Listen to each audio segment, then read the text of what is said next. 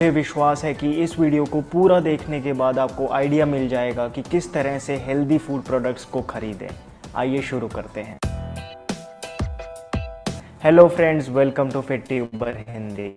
Number 5 पर है Nutella. Nutella बहुत से लोगों का फेवरेट फूड बन चुका है। ब्रेकफास्ट लव्स न्यूटेला, ये न्यूटेला बनाने वाली कंपनी का कहना है और शायद सही भी हो, क्योंकि आजकल मैक्सिमम लोग इसको हेल्दी ब्रेकफास्ट समझकर खाते हैं। वो इसे ब्रेड पर लगाते हैं, दूध में मिक्स करके पीते हैं। इसकी एडवर्टाइजमेंट कहती है कि न्यूटेला बना है goodness of hazelnuts, skimmed milk और हिंट ऑफ कोको से। इसके फ्रंट लेबल पर भी लिखा है Nutella is hazelnut spread with cocoa, nuts, दूध और कोको पाउडर।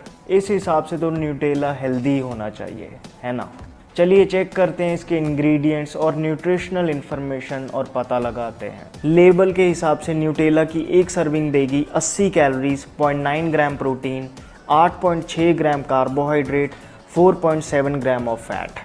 अब दोस्तों यहाँ एक बहुत इंटरेस्टिंग चीज़ सामने आती है। 8.6 ग्राम कार्बोहाइड्रेट्स में से 8.5 ग्राम आ रहे हैं सिर्फ शुगर से। इसका मतलब 2 चम्मच चीनी सिर्फ एक सर्विंग में। वाह, ये कुछ ज़्यादा नहीं हो गया। और जब आप इसके इंग्रेडिएंट्स देखेंगे तो आपको और क्लियर हो जाएगा, क्योंकि पहला इंग्रेडिएंट जो लिखा है वो है शुगर। उसके बाद एडिबल वेजिटेबल ऑयल्स, जो कि कोई हेल्दी चीज़ नहीं होती। मगर हेजलनट्स कहाँ हैं? सिर्फ 13%, और थोड़ा सा कोको और मिल्क पाउडर। तो basically Nutella is sugar and oil with the hint of hazelnuts and cocoa. दोस्तों, क्या आपको पता है कि कुछ साल पहले न्यूटेला बनाने वाली कंपनी पर गलत एडवर्टाइजमेंट करने का केस हो गया था। कंपनी को $3 मिलियन फाइन देना पड़ा था। ये छोटा सा 160 ग्राम न्यूटेला आपको पड़ेगा 215 रुपए का, और पैसे आप किस बात के दे रहे हैं? चीनी खरीदने के। अब आप ही सोच लो। वैसे अगर आपको न्यूटेला पसंद है और आप इसको खरीद कर यूज़ करना चाहते हैं तो ये आपकी चॉइस है, मगर ऐसा सोचना कि न्यूटेला कोई हेल्दी चीज़ है तो ये आप अपने साथ धोखा कर रहे हैं। अगर आप सच में कोई हेल्दी ऑप्शन यूज़ करना चाहते हैं तो न्यूटेला की जगह नेचुरल पीनट बटर और नेचुरल आमंड बटर यूज़ कर सकते हैं। नंबर 4 पर है बॉर्नविटा। आजकल ना जाने कितने ही हेल्थ टॉनिक मार्केट में आ गए हैं। हॉर्लिक्स, बूस्ट, माल्टोवा, बॉर्नविटा, ये तो बहुत ही पॉपुलर हैं। बचपन में हम सभी ने ही इन्हें पिया है। खासकर शहरों में हर एक माँ अपने बच्चे को ये पिलाती है, क्योंकि उसे लगता है कि इससे मिलती है तन की शक्ति और मन की शक्ति, जैसा कि इसके लेबल पर भी लिखा है। क्या सच में? आइए देखते हैं। बॉर्नविटा की एक सर्विंग मतलब 2 छोटे चम्मच आपको देंगे 17 ग्राम कार्बोहाइड्रेट्स, सिर्फ 1.4 ग्राम प्रोटीन, और ये 17 ग्राम कार्बोहाइड्रेट्स में से 14.6 ग्राम सिर्फ शुगर से ही आ रहा है, मतलब 3 चम्मच चीनी। और शायद इसके ऊपर आप एक और चम्मच चीनी दूध में डालते होंगे। फिर तो बस आप अपने बच्चे को हेल्थ टॉनिक के नाम पे चीनी ही पिला रहे हैं। हद तो तब हो गई जब इस कंपनी ने ये लिख दिया कि अगर आपको हेल्दी रहना है, अपनी डाइट को बैलेंस रखना है, तो रोज़ बॉर्नविटा के 4 चम्मच खाओ। जब आप इसके इंग्रेडिएंट्स देखेंगे तो आपको पता चल जाएगा कि ये एक माल्ट बेस्ड फूड है। इसके अलावा इसमें अलग अलग तरह की चीनी ही डाली हुई है। और हाँ, अगर आप सोच रहे थे कि बॉर्नविटा पीने से विटामिन मिलते हैं तो ये भी सच नहीं है। बॉर्नविटा में विटामिन की मात्रा डेली रिकमेंडेशन से 5 गुना कम है, बस नाम के ही डाले हैं। और इस तरह से अलग से डाले गए विटामिन्स को बॉडी के लिए एब्जॉर्ब करना भी इतना इजी नहीं रहता। दोस्तों, ये सारे हेल्थ टॉनिक एक ही जैसे होते हैं, अनहेल्दी तो होते ही हैं और ऊपर से महंगे भी होते हैं। इसलिए मैं तो यही सजेस्ट करूंगा कि आप इन पर अपने पैसे बर्बाद ना करें। अगर आपको हेल्थ टॉनिक पीना है तो ईजिली घर पे बना सकते हैं ड्राई फ्रूट्स और चना सत्तू को यूज़ करके। Number 3, sugar free. Sugar free India में सबसे ज़्यादा यूज़ होने वाला लो कैलोरी स्वीटनर है। शुगर के मरीज और पतले होने के लिए लोग आजकल शुगर फ्री का ही इस्तेमाल करने लगे हैं। वो इसलिए क्योंकि ये चीनी की तरह ही मीठा है और 0 कैलोरी है। Sugar free is your healthier alternative to sugar, ऐसा कंपनी का कहना है। आइए चेक कर लेते हैं। आप देख सकते हैं कि पहला ही इंग्रेडिएंट जो लिखा हुआ है वो है लैक्टोस। लैक्टोस दूध में पाई जाने वाली शुगर का नाम है, इसलिए अगर आपको दूध नहीं पचता तो ये प्रोडक्ट आपके लिए नहीं है। दूसरे इंग्रेडिएंट की बात करते हैं, जो कि है एस्पार्टेम। दोस्तों, एस्पार्टेम एक आर्टिफिशियल स्वीटनर है जिसके काफ़ी साइड इफेक्ट्स देखे गए हैं, जैसे कि वेट गेन, ब्लड प्रेशर का बढ़ना, हार्ट की प्रॉब्लम्स एक्सेट्रा। यही नहीं, कंपनी ने खुद वार्निंग दी है कि इसमें एस्पार्टेम है, बच्चों के लिए ठीक नहीं है। इससे साफ पता चलता है कि ये प्रोडक्ट कितना खतरनाक हो सकता है। इसके अलावा भी इसमें बहुत से केमिकल्स डाले हुए हैं जो कि बहुत हार्मफुल हो सकते हैं। दोस्तों, अगर आप इस प्रोडक्ट को यूज़ कर रहे हैं तो मेरा सजेशन ये होगा कि आप इसे फ़ौरन बंद कर दें। इससे तो बहुत ज़्यादा बेहतर चीनी ही है, एटलीस्ट उसके कोई ऐसे साइड इफ़ेक्ट्स तो नहीं होते। वैसे अगर आप सच में हेल्दी रहना चाहते हैं तो सबसे पहले तो इस प्रोडक्ट से दूर रहें। दूसरा, चीनी को कम करें, उसकी जगह नेचुरल स्वीटनर जैसे कि गुड़, शक्कर और स्टीविया का इस्तेमाल करें। Number 2, Maggi oats noodles. अब मैगी भी हेल्दी फूड इंडस्ट्री में, वाह। बेहद पॉपुलर और कंट्रोवर्शियल मैगी मसाला नूडल्स से मैगी आटा नूडल्स से मैगी ओट्स नूडल्स, मैगी भी अब आपके हेल्दी लाइफस्टाइल का पार्ट बनने की कोशिश में है। मैगी अपने ओट्स नूडल्स को हेल्दी ब्रेकफास्ट ऑप्शन कहकर प्रमोट कर रहे हैं, मगर कंपनी ने क्या कहा उस पे मत जाइए, देखते हैं इंग्रेडिएंट्स क्या कहते हैं। तो अगर आप इंग्रेडिएंट्स देखें तो इसमें सिर्फ 39% ओट्स फ्लावर है, बाकी सब मैदा ही है। ये बात कुछ अजीब नहीं लगती कि 50% से भी ज़्यादा मैदा हो और इसको ओट्स मैगी कहकर बेचा जा रहा हो। मैदे के अलावा भी इसमें इतना कुछ भर रखा है, आप देख सकते हैं, जैसे कि थिकनर्स, एसिडिटी रेगुलेटर्स, ह्यूमिकटेंट्स, ये सब केमिकल्स हैं जो कि मैगी की शेल्फ लाइफ को बढ़ाते हैं। वैसे ओट्स मैगी की न्यूट्रिशनल इन्फॉर्मेशन की बात करें तो वो भी कुछ खास नहीं है। नेस्ले ने 15% फाइबर को जमकर प्रमोट किया है।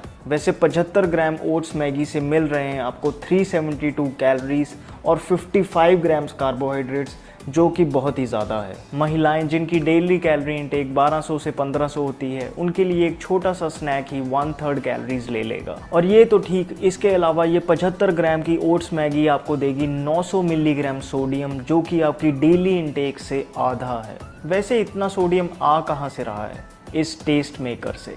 और यही सोडियम आपकी बॉडी में पानी को रोक कर रखता है, जिसके चलते ये वेट गेन का कारण बन जाता है। अच्छा, एक बार के लिए ओट्स मैगी को ओरिजिनल मैगी मसाला से कंपेयर करते हैं। पहली चीज़ जो सामने आती है वो ये कि ओट्स मैगी में ओरिजिनल मैगी के मुकाबले कैलोरीज बहुत ज़्यादा हैं। दूसरा, कार्बोहाइड्रेट्स भी ओट्स मैगी में ही ज़्यादा हैं। और हमने देखा ही है कि ओट्स मैगी के इंग्रेडिएंट्स भी कोई खास हेल्दी तो नहीं है। इसलिए अगर आप ओट्स मैगी को हेल्दी समझकर खा रहे थे तो अब आपको पता है। वैसे ये आपकी चीट मील हो सकती है। वैसे मैं कहता हूँ कि अगर चीट मील के तौर पे ही खाना है तो ओरिजिनल मैगी ही खा लो, एटलीस्ट टेस्ट पर तो कॉम्प्रोमाइज़ नहीं करना पड़ेगा और वो सस्ती भी है। नंबर 1 प्रोडक्ट है न्यूट्रलाइट। हम भारतीय बटर के बहुत शौकीन हैं। पराठे हो, टोस्ट हो या फिर कोई और डिश, बटर तो लग ही जाता है। मगर आजकल काफ़ी लोग बटर को अवॉइड करने लगे हैं और न्यूट्रलाइट को इस्तेमाल करने लगे हैं। न्यूट्रलाइट बेसिकली एक फैट स्प्रेड है जिसको बटर का हेल्दियर ऑल्टरनेटिव कहकर प्रमोट किया जा रहा है। अगर हम अमूल बटर और न्यूट्रलाइट के न्यूट्रिशनल इन्फॉर्मेशन को कंपेयर करें तो डेफिनेटली न्यूट्रलाइट बेटर लग रहा है, क्योंकि इसमें सैचुरेटेड फैट और कोलेस्ट्रॉल कम है। मगर जब हम दोनों के इंग्रेडिएंट्स को चेक करते हैं तो बात बिल्कुल ही पलट जाती है। जहां अमूल बटर बना है सिर्फ दूध और नमक से, वहीं न्यूट्रलाइट बना है रिफाइंड तेलों से, जो कि बहुत अनहेल्दी सोर्स है फैट का। इसके अलावा भी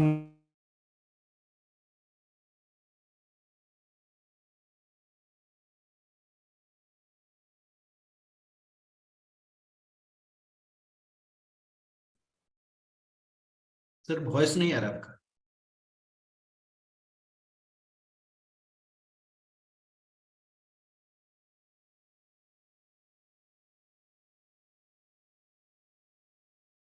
ओके, नाउ अब मेरी वॉइस क्लियर है? यस। जी, तो नमस्कार दोस्तों। रोज सबसे पहले हम एक क्वेश्चन पूछते हैं कि आज के ट्रेनर कौन है, बट आज तो वो था ना डायलॉग, आज तो अक्खी पब्लिक को पता है कि आज कौन आने वाला है। फिर भी मैं चाहूंगा कि आप रिपीट करें चैट बॉक्स में कि कौन आने वाला है। एक मेरी रिक्वेस्ट है, ये एक ऑफिशियल मीटिंग है, तो मेरा रिक्वेस्ट है, निवेदन है कि आज कंपनी के फाउंडर यहाँ पे आने वाले हैं। तो हाँ, क्योंकि सब लिख रहे हैं डागर सर डागर सर, तो अगर किसी का कैमरा ऑन है तो प्लीज ये ध्यान रखिएगा। जितने भी यहाँ लीडर्स हैं वो अपनी टीम को एजुकेट करें जूम में आने से पहले कि वो उन्हें किस तरह से जूम मीटिंग में बैठना है, ठीक है। तो ये प्लीज मेरा निवेदन है कि अपनी पूरी टीम को ये समझाएं, क्योंकि आज मैं आपको विश्वास दिलाता हूं एक ऐसा सेशन होने जा रहा है जो इंडस्ट्री में एक नया परिवर्तन कर सकता है। जो बहुत सारी ऐसी चीजें हैं जो इंडस्ट्री में मतलब लोगों को गलत तरह से प्रमोट की जाती हैं। हर आदमी बोल रहा है कि मैं भी केमिकल फ्री हूं या मैंने भी ये किया है। नहीं सर, मैंने कुछ, क्योंकि हम दार्जू9 इकलौती इस समय नेटवर्क मार्केटिंग में ऐसी भारतीय कंपनी है जो एक राइट एजुकेशन लेके चल रही है। सबसे पहले सही प्रोडक्ट, सही मार्केटिंग प्लान जिसमें क्लियर और ट्रांसपेरेंट डिस्ट्रीब्यूशन है, और उसके बाद जो सबसे बड़ी चीज है राइट एजुकेशन। राइट एजुकेशन का मतलब है कि हम यहाँ पे लोगों को वो नहीं बता रहे जो सिर्फ हमें दार्जू9 में हेल्प करे। सपोज अगर आज मैंने अभी इस मीटिंग चालू होने से पहले वीडियो दिखाया है, तो उस तरह के वीडियो का पर्पस ये है कि हमारे लोगों को डिब्बा पलट के प्रोडक्ट पढ़ना आए। नो योर प्रोडक्ट पे हमारे दार्जू9 के हर डिस्ट्रीब्यूटर की मास्टरी हो। वो अगर अपने घर में कोई भी प्रोडक्ट लेके आए तो उन्हें पता हो कि इस प्रोडक्ट में एक्चुअली क्या है। जब कोई बोले ये हेल्दी है, बोले नहीं नहीं बता मत मुझे पता है ये क्या है। तो जब तक डागर सर आ रहे हैं यहाँ पे, तो मेरे ख्याल में अभी शायद आ चुके हैं डागर सर। तो आप बताइए कि डागर सर तो आ चुके हैं, आप किस तरह से उन्हें इनवाइट करना चाहेंगे। मैं चाहूंगा कि डागर सर के इस मीटिंग को स्टार्ट करने से पहले चैट बॉक्स पूरा भर दें। आप पूरा चैट बॉक्स उनके स्वागत में भरना चाहिए, तभी मजा आएगा, तभी वो भी एक्साइटमेंट लेवल पे आएंगे। और मैं जब ये वादा कर रहा हूं आपसे कि ये जो आज का सेशन है ये पूरी इंडस्ट्री के लिए एक नजीर बनेगा, मतलब ये एक नॉर्मल सेशन नहीं होने वाला है। इस सेशन को जो आज लाइव देख रहे हैं, तो आप विश्वास मानिए आप बहुत सारी चीजों से, बिल्कुल नई चीजों से, जो कि आज भारत में बात ही नहीं होती है, ठीक है। वो न्यूट्रिशन की बात करते हैं बट एक बहुत छोटी सी बात करते हैं। आज हमारा जो टॉपिक है वो बहुत विराट है, बहुत वाइड है। तो हालांकि मुझे पता है मुझे कुछ ज्यादा बोलने के लिए डागर सर से डांट पड़ सकती है, लेकिन मैं उन सब चीजों के लिए तैयार हूँ, ठीक है। क्योंकि यही मैं जानता हूं कि इस समय हमें दार्जू9 के हर डिस्ट्रीब्यूटर को ऐसा बन जाना है कि मार्केट में 1 लाख के बराबर हमारा एक व्यक्ति। तो कौन कौन तैयार है? तो आप तैयार हैं तो आप रेडी लिख सकते हो। Yes, ready.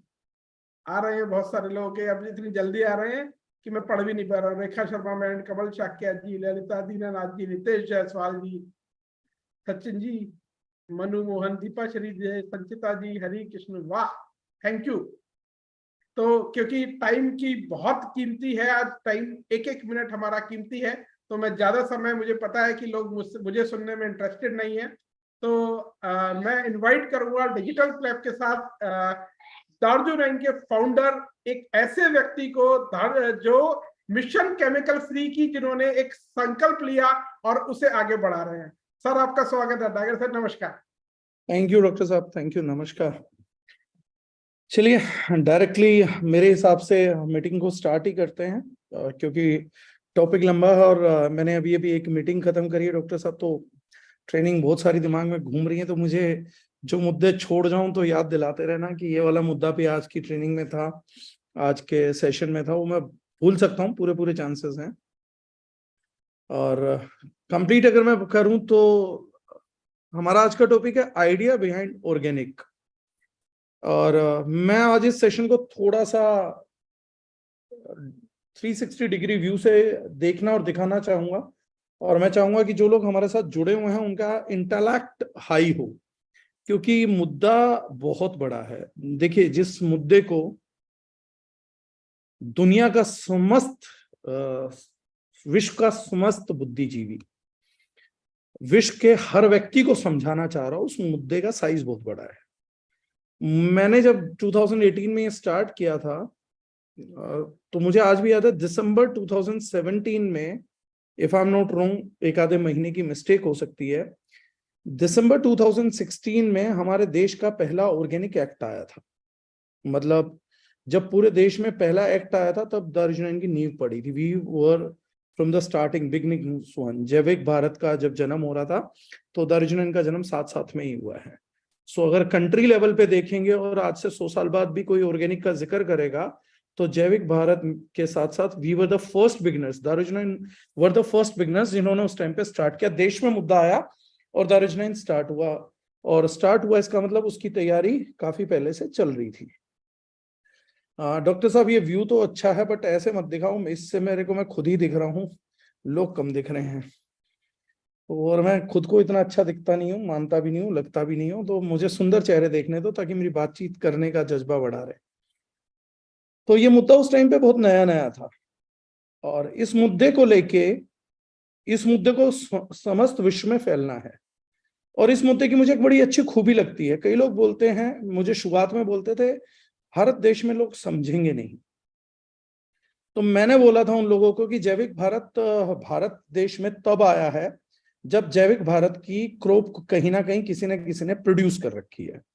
और मैंने कहा क्रॉप अगर किसी ने प्रोड्यूस कर रखी है तो वो किसी बिजनेसमैन ने या पीएचडी डॉक्टर ने तो प्रोड्यूस करी नहीं है।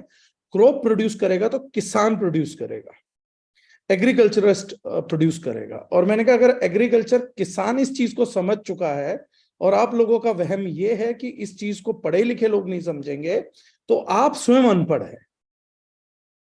जिस मुद्दे को किसान समझ चुका है, जिस मुद्दे को पार्लियामेंट समझ चुकी है, जिसको पीएम समझ चुका है, जिसको विश्व पटल पे हर एक बुद्धिजीवी समझ चुका है और किसान भी समझ चुका है, ये मध्यम वर्ग, बीच का वर्ग इसको नहीं समझेगा, ये बेवकूफों की परिकल्पना है।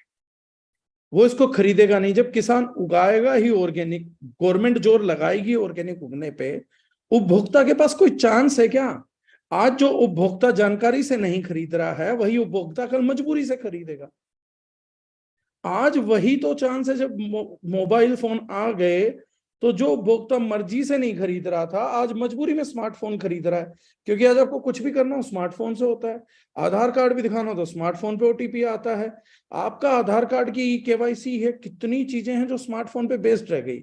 जिन लोगों ने कल कहा था हाँ फोन के काम ही क्या होते हैं, कॉल उठाना, कॉल सुनना, हमें तो समझ नहीं आता है लोग 25-25, 30-30 हजार के फोन क्यों लिए घूम रहे हैं।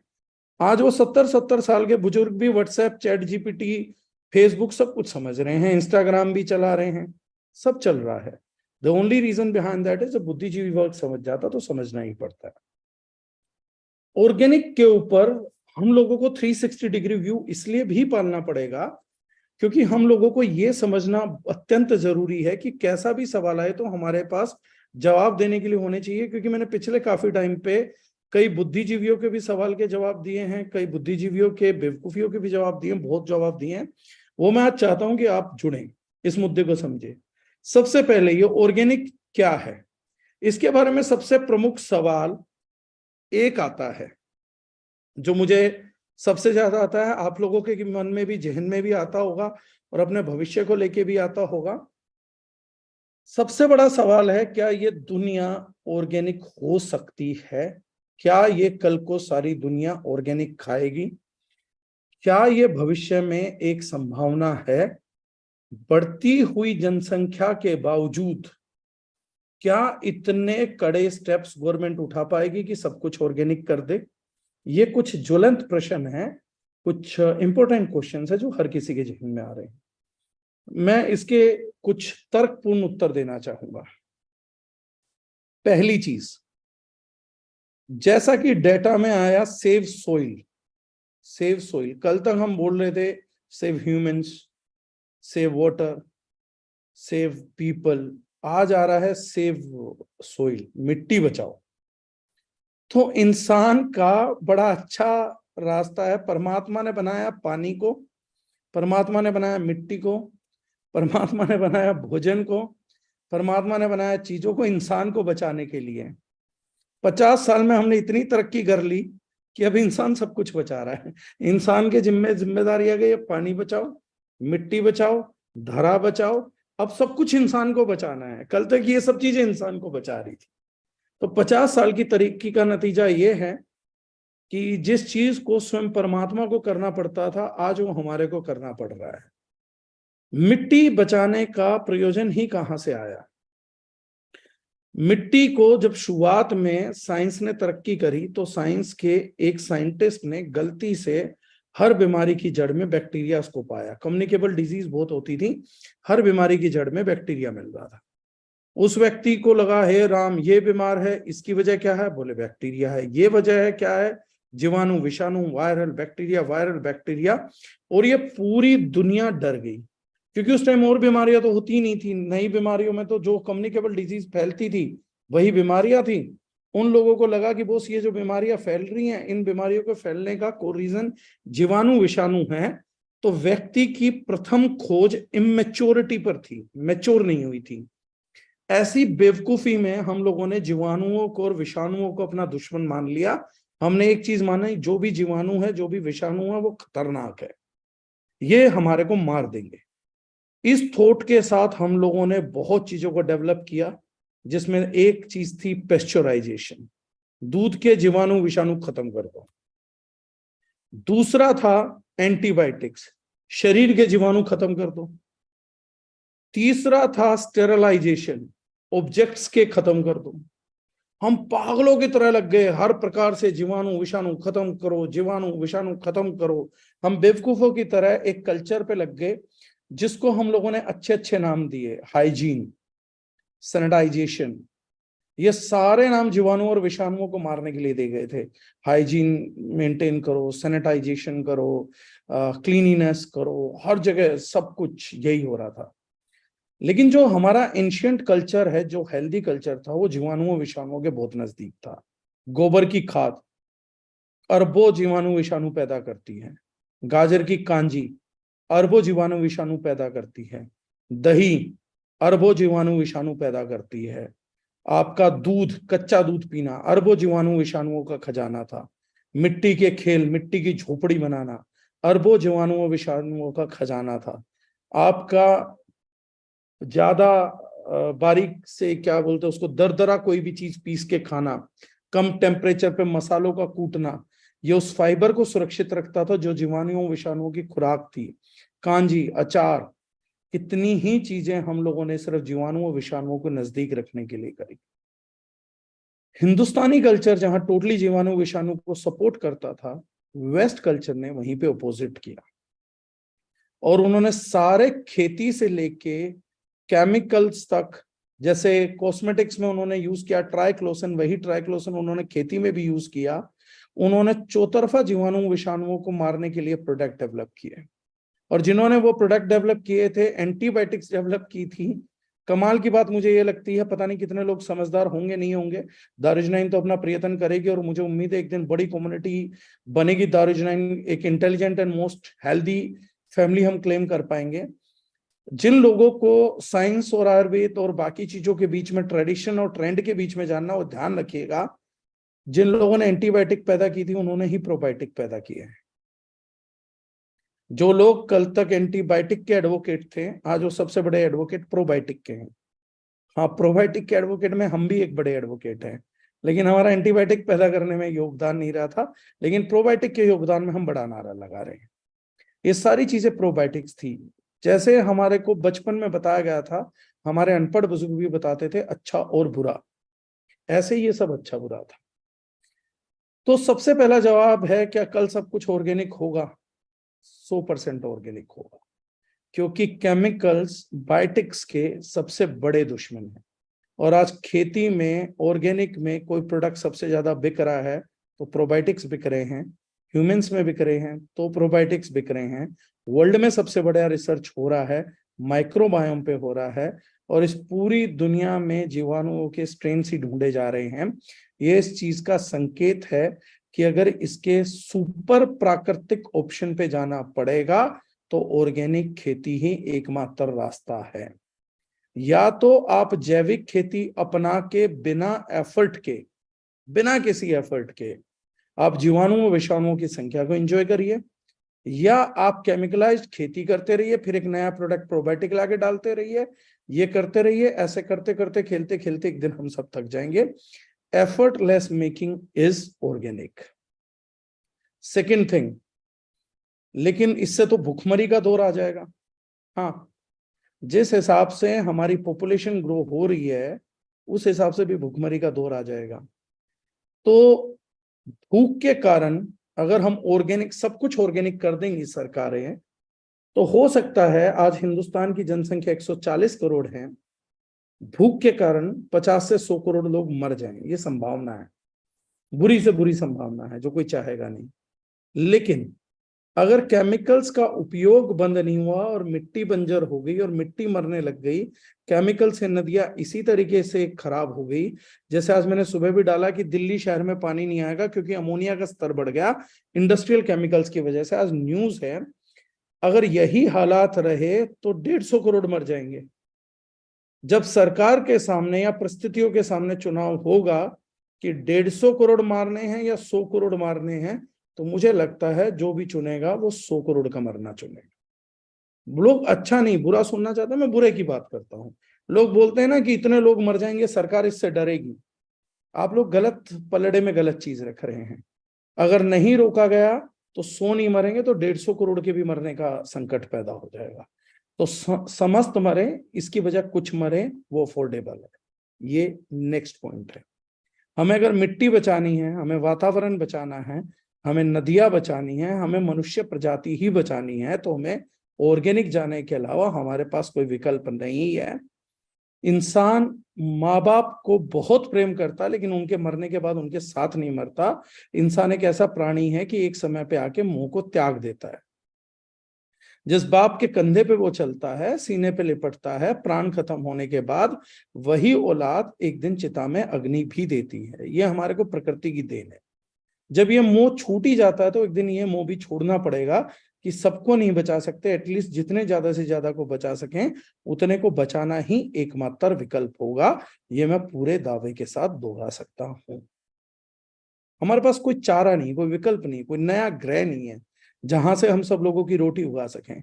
और इस बढ़ती पॉपुलेशन को रोटी देने के चक्कर में जो गलत हम कर सकते थे हम कर चुके, और उसका नतीजा आज ये है कि मात्र 30 से 40 साल में 1968 में भारत में ग्रीन रेवोल्यूशन आया था, 1988 में जड़ें गहरी हुई थी, और 2028 तक आते आते मात्र 48 से 50 साल के अंदर आज हमारे देश की सारी भूमि लगभग बंजर होने पे आ गई।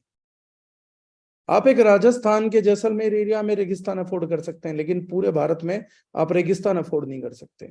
आज हमारे देश के हालात ये हैं कि कहीं सूखा पड़ रहा है, लातूर में किसान सुसाइड कर रहा है सूखे की वजह से, असम में लोग सुसाइड कर रहे हैं बाढ़ की वजह से। आज बेमौसम हरियाणा की सारी फसल गिर गई, दिल्ली की फसल गिर गई क्योंकि बारिश आ रही थी। हम क्लाइमेट चेंज नहीं झेल पाएंगे। ऑर्गेनिक खेती भी खड़ी ना रह पाई, ये नहीं हो सकता। मिट्टी में जान खत्म हो गई है, थोड़ी सी भी हवा बहती है तो फसल लेट जाती है। ये सारे इस चीज के संकेत हैं कि अब हम ज्यादा झेलने की हालत में नहीं है। तो दूसरा है ऑर्गेनिक ही अवश्यंभावी भविष्य बनेगा। और अगर कोई बोलता है तो मैंने बुरा एग्जांपल दे दिया, ऐसा करेंगे तो 50 करोड़ लोग 100 करोड़ लोग भूखमरी से मर सकते हैं। हाँ सर, 150 करोड़ ना मरे इसलिए 100 करोड़ का चुनाव शायद हो जाएगा, ऐसा मेरा विश्वास है।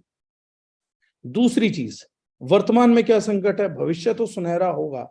जितने लोग बचेंगे जो भी रहेंगे सुनहरा भविष्य होगा, दोबारा ऑर्गेनिक खेती लौटेगी। अब मेरे को कई लोगों का एक जवाब आता है, सर आपको लगता है सब कुछ केमिकल के बिना बन सकता है? हाँ, 100% सब कुछ केमिकल के बिना बन सकता है। सर कैसी बात करते हैं, मजाक करते हो? नहीं, मैं मजाक नहीं करता। 1968 से पहले खेती में केमिकल नहीं था, कहीं पर भी हिंदुस्तान में केमिकल नहीं था। क्या तब ये लोग नहा नहीं रहे थे? क्या तब लोगों के बर्तन साफ नहीं हो रहे थे? क्या तब लोगों के कपड़े नहीं धुल रहे थे? क्या तब लोग खाना नहीं खा रहे थे? क्या था जो तब नहीं हो रहा था जो 1968 के बाद होना चालू हुआ है, जब केमिकल्स ने हमारे यहां पर जन्म लिया है? मूर्ख लोग बोल देते हैं उससे पहले साबुन नहीं था। मैसूर सैंडल सोप, एक बार इतिहास निकालिए साहब, कब से मौजूद है। जब केमिकल्स नहीं थे तब से मैसूर सैंडल सोप मौजूद है। रानी क्लियोपेट्रा साहब उपटन यूज करती थी, आज मामाअर्थ उपटन बेच रही है। आप कह रहे हैं सब कुछ केमिकल फ्री नहीं हो सकता। सिर्फ एक अनपढ़ व्यक्ति जिसको केमिस्ट्री की नॉलेज नहीं है वही अति आत्मविश्वास में बात कर रहा है सब कुछ केमिकल फ्री नहीं हो सकता। उससे पूछो आपके दादाजी कौन से केमिकल से नहाते थे या नहाते ही नहीं थे, चक्कर क्या था? क्योंकि दादाजी के युग में तो था नहीं। तो ऐसा तो नहीं है कि दादाजी नहाते ना हो, पिताजी नहाते ना हो और उनकी बुद्धि पे जो मैल जम गया वो तीसरी पीढ़ी की बुद्धि पे आ रखा हो। खेती में केमिकल्स नहीं डलते थे, पानी में केमिकल्स नहीं डलते थे, कहीं पर भी केमिकल्स नहीं था, पर दुनिया थी। मुगल महारानियां, राजपूतानी महारानियां, कितना तो इतिहास मिलता है। सौंदर्य प्रसाधन, आयुर्वेद में एक शब्द है प्रसाधन। 5500 साल पहले लिखा गया शब्द है। 5500 साल पहले जब सौंदर्य प्रसाधन आ गया, संस्कृत में भी लिख दिया कि कॉस्मेटिक का इजाद 1980 में आकर हुआ है। 1980 में आके केमिकल बेस्ड कॉस्मेटिक का जन्म हुआ है, ना कि कॉस्मेटिक्स का जन्म हुआ। क्लीनिंग प्रोडक्ट्स का जन्म आज नहीं हुआ। आज लोग बोलते हैं सर राख से यूज कर लेते थे पहले। हाँ, आज उसी राख को आप इंग्लिश में एक्टिवेटेड चारकोल बोलते हो, और जब कोई कंपनी उसे फेस वॉश में डाल देती थी, आप उसको नंबर 1 सेलिंग प्रोडक्ट बताते हो। जिस चीज से आपने बर्तन धोने बंद कर दिए, उससे चेहरा मलमल के दिखाते हो और उसको इंस्टाग्राम पे बताते हो कि I am using activated charcoal face wash. इससे बर्तन धुलने में समस्या कहाँ थी वो समझ नहीं आ रहा मुझे। आज इसका फेस पैक भी लगा रहे हो आप, आज इसके शैम्पू भी लगा रहे हो, और जो बर्तन धोने के लायक चीज नहीं थी उससे ये चेहरा भी धो रहे हो और चमका भी रहे हो और चाहते भी हो कि चमके। It is chemical free wash. Activated charcoal is a chemical free process. So the basic idea behind organic is majburi. The basic idea behind organic is majburi. जिसको भविष्य दिखता है, मैं आज एक बात आप लोगों के साथ बड़े कॉन्फिडेंस के साथ कह रहा हूं, और मेरा अभी तक जितना एजुकेशन का स्तर रहा है और जितने दर्जन में जुड़े हुए लोग हैं ये जानते हैं कि मैंने जो बोला वो बाद में अखबारों में छपा है और वो वैसा हुआ है, और ये ऊपर वाले की ब्लेसिंग है। मैं अपना तो शरीर हूं, बोलना नहीं चाहिए, लेकिन ऊपर वाले की ब्लेसिंग है। आज मैं उसी नॉलेज के आधार पे एक और बड़ी स्टेटमेंट दे रहा हूं, या तो 2040 में ह्यूमंस नहीं है या 2040 में केमिकल्स नहीं, ये तय है। ह्यूमंस और केमिकल्स में यही अंतर है, ये को एग्जिस्ट नहीं कर सकते हैं। बहुत सारे लोग पहले मेरी इस बात पे भी बोल देते थे केमिकल फ्री, ऐसे तो पानी भी एक केमिकल है। हाँ, तो इंटरनेशनल टर्मिनोलॉजी को पढ़िए, वो केमिकल फ्री मतलब हार्मफुल केमिकल फ्री होता है। जिन केमिकल्स को, सिंथेटिक केमिकल्स को ह्यूमंस ने जन्म दिया उन्हें केमिकल्स बोलते हैं। नेचुरल चीजों को केमिकल्स का नाम दिया जाता है, केमिकल्स नहीं होते हैं। केमिकल्स की आइडेंटिफिकेशन के लिए एक नाम दे दिया जाता है। जैसे आप ह्यूमंस हैं, लेकिन मेरे को लोग जानते हैं डागर सर, तो वो मेरे को जानते हैं। अब किसी को बोलोगे एक इंसान, एक दिल्ली का इंसान, तो नहीं पहचानेंगे। तो इसी तरीके से एक नोमेनक्लेचर दे दिया जाता है। इसका मतलब ये नहीं वो आइडेंटिटी है, मैं ह्यूमन तो रहूंगा ही ना, तो मेरी आइडेंटिटी ह्यूमन है। लेकिन अगर कल को सिंथेटिक क्लोन से बच्चा पैदा किया जाएगा, उन्हें ह्यूमंस नहीं बोल पाएंगे। नाम उनके भी होंगे लेकिन उनको ह्यूमंस नहीं बोल सकते। There is a difference between that. Organic हम लोगों की मजबूरी है, और इस ऑर्गेनिक को आज से अपनाने के फायदे क्या है? आज से ऑर्गेनिक अपनाने का आपको सबसे बड़ा फायदा क्या है? मैंने पहले भी एक मीटिंग में बताया था, मनुष्य का शरीर भोजन से नहीं चलता है, ये गलत अवधारणा है। अगर मनुष्य का शरीर भोजन से चलता है तो फिर मैकडी के बर्गर में बुराई कैसी? अगर व्यक्ति का शरीर भोजन से चलता है तो पिज्जा हट का पिज्जा जो सबको पसंद है, भारत का नेशनल फूड क्यों नहीं? अगर भोजन से शरीर चलता है तो मिल्क शेक सबसे हेल्दी ड्रिंक क्यों नहीं? ये बड़ा सवाल है अगर आप सोचे तो। इंसान को यही समझाया गया है ना, हम सबको 6ठी 7वीं 8वीं क्लास तक यही पढ़ाया गया है, food is energy and body runs on energy, food is main thing. और यही सोच सोच के कि फूड ही तो है, everything is a food which is edible and eatable. There is a difference between edible and eatable. तो हमने हर ईटेबल चीज को फूड मान ली, एडेबल चीज को फूड मान लिया। हर एडेबल चीज ईटेबल हो ये जरूरी नहीं है। There is a lot of difference between edible and eatable. तो एडेबल तो है बहुत सारी चीज, ईटेबल नहीं है। हमारे बीच में जैम, नूडल्स, केचप्स, ये सब डाला गया कि all these things are edible, but eatable है या नहीं अब साइंस बताती है। पहले कंपनीज आई, ये खा सकते हैं, वो खा सकते हैं। अब बड़े बड़े लोग आ रहे हैं, ये नहीं खाना चाहिए, वो नहीं खाना चाहिए। मेरे जैसे भी ज्ञानी बनते हैं, ये मत खाओ, वो मत खाओ। ये ज्ञान कहाँ से आया? पहले तो खाने पे कोई रोक टोक थी ही नहीं, कुछ भी खाओ, मस्त खाओ। क्यों खाओ? क्योंकि केमिकल्स का प्रेजेंस नहीं था। खाओ जितना खाना है, लेकिन हम ज्यादा खा ही नहीं पाते थे। उसका कारण क्या था? When there is no presence of synthetic chemicals in your food, your leptin and ghrelin hormone works good. हमारी बॉडी में तो हॉर्मोन्स है, लेप्टिन एंड ग्रेनिल। लेप्टिन बताता है भूख लगी हुई है, ग्रेलिन बताता है पेट भर गया। लेकिन जब सिंथेटिक केमिकल्स डलते हैं तो उनमें से बहुत से सिंथेटिक केमिकल्स इमिटेट करते हैं हमारे हॉर्मोन्स को, तो हमें पता ही नहीं लगता भूख कब लगी हुई है, पेट कब भर गया। ये पूरा कल्चर बदल दिया गया। ऑर्गेनिक फूड इसलिए भी आपको ज्यादा कॉस्ट इफेक्टिव पड़ता है कि जिस चीज में ऑर्गेनिक फूड होता है वो आपके हार्मोन रिसेप्टर्स पे बहुत अच्छा काम करता है, तो आपकी भूख और भूख के खत्म होने के बीच के संयम को संतुलन में लेके आता है। तो अगर कोई भी चीज 100% ऑर्गेनिक बनेगी या मसाले भी यूज करेगी तो आपके हार्मोन रिसेप्टर्स बेटर काम करेंगे, आपका हार्मोनल बैलेंस बेटर होगा।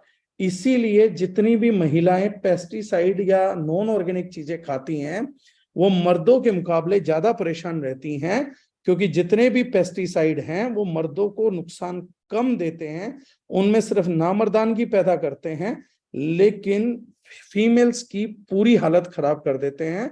उसका कारण है पेस्टिसाइड एस्ट्रोजन हार्मोन को मिमिक करता है। तो महिला की पहचान ही एस्ट्रोजन हार्मोन था, लेकिन जब उसे पेस्टिसाइड से गट में एस्ट्रोजन हार्मोन की प्रेजेंस मिलती है तो बॉडी एस्ट्रोजन बनाना बंद करती है। इसलिए आजकल की महिलाओं के टेस्टोस्टेरोन के लेवल्स बढ़ते हैं, फेशियल हेयर्स आते हैं, कोर्सनेस आती है, खुरदरापन आता है आवाज में, उसका स्ट्रक्चर मेल्स की तरह होने लगता है, उसको बहुत ज्यादा सिस्ट, ओवरियन सिस्ट, यूट्रस, ये सब होने लगता है। ये सारे नुकसान आपके केमिकल पेस्टिसाइड बेस्ड फूड से हैं, क्योंकि ज्यादातर पेस्टिसाइड एस्ट्रोजन को मिमिक करते हैं। तो हम लोग बोलते हैं ना कि महिला ऐसी क्या परेशान है, पुरुष भी तो वही भोजन खा रहे हैं। पुरुष को उतना परेशान नहीं कर रहा, लेकिन अगर पुरुष बहुत ज्यादा, कई लोग पूछते भी हैं, मैं जवाब दे देता हूँ ओपन प्लेटफॉर्म पे, बोला बहुत कम हूँ, लेकिन कई बार मन होता है बोलता हूँ। आजकल मैंने फेसबुक पे स्टेटस डाल दिया था, एक ने बोल दिया ऐसे स्टेटस मत डाला करो। अब मैं चुटकुले छोड़ने की आदत तो छोड़ नहीं सकता, मैंने फेसबुक पे डाल दिया था। पहले मैं डरता था कि लोग कुछ बोल देंगे, अब मैं ये डरता हूँ कहीं मैं कुछ ना सुना दूं। तो उसी में एक बड़ी अच्छी चीज है जो फीमेल एस्ट्रोजेंस को लेके है। महिलाओं, कई लोग बोलते हैं कि हम तो इतने साल से यूज कर रहे हैं, हमें तो कुछ हुआ नहीं। अगर किसी को कुछ नहीं हुआ तो ये आईवीएफ क्लिनिक क्या हमने मंगल ग्रह के एलियन की तैयारी के लिए खोले हुए हैं।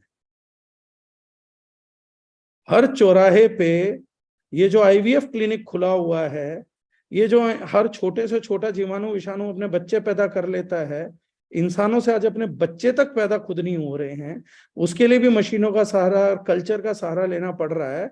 अगर ये केमिकल खाने और लगाने से कभी कुछ नुकसान हुए नहीं तो ये आईवीएफ किस साजिश का नतीजा है? इसमें भी तो कोई पाकिस्तानी हाथ नहीं है, कोई बाहरी मुल्कों का हाथ तो नहीं है आप लोगों को प्रजनन क्षमता कम करने के लिए।